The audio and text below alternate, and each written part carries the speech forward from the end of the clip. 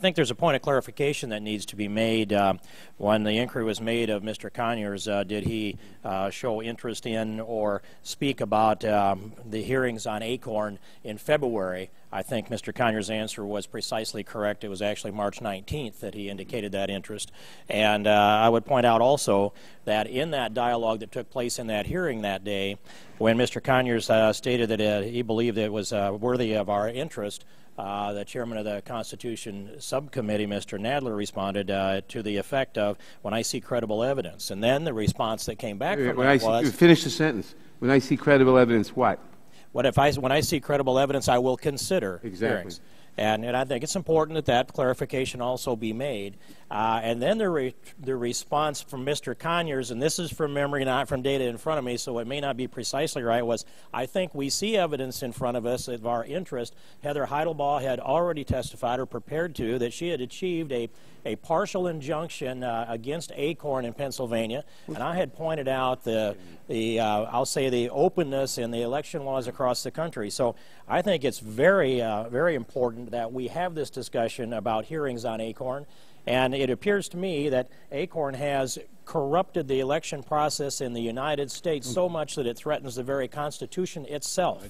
And it very much is the business of this committee, and it's the business of the Civil Rights Commission as well. And one of the things that I hope that we can resolve is whether there's any determination or resolve on the part of Chairman Conyers and Chairman Nadler to look into this most outrageous corruption of our election process in the history of the United States of America.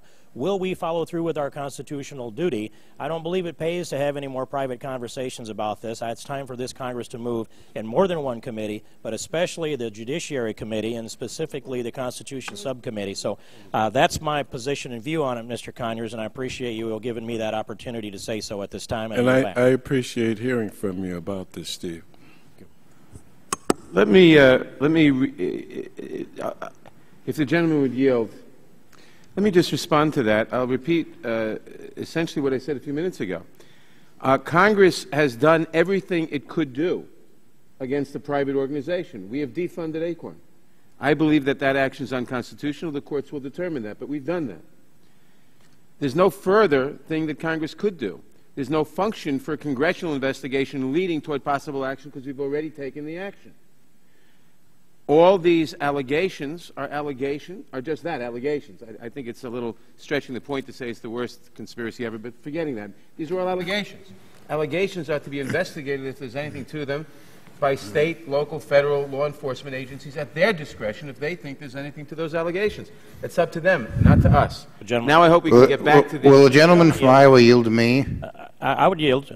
It's my time. Given the argument that the gentleman from New York has made, that means that we shouldn't be investigating anything the Bush administration did during its 8 years in office because the voters took care of that, and that's a matter of history as well.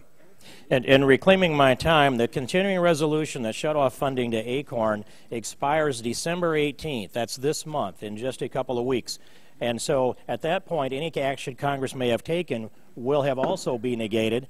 And furthermore, the Congress has passed in the past the rescissions bills where we've shut off funding after it passed the President's desk, and that's all that happened with the continuing resolution. And the bill of attainder, there is no case precedent that would be a precedent that's on point on this particular subject, and I'd yield back. I thank the gentleman, and now maybe we can get back to the subject of the hearing, which is the Civil Rights Division, not ACORN.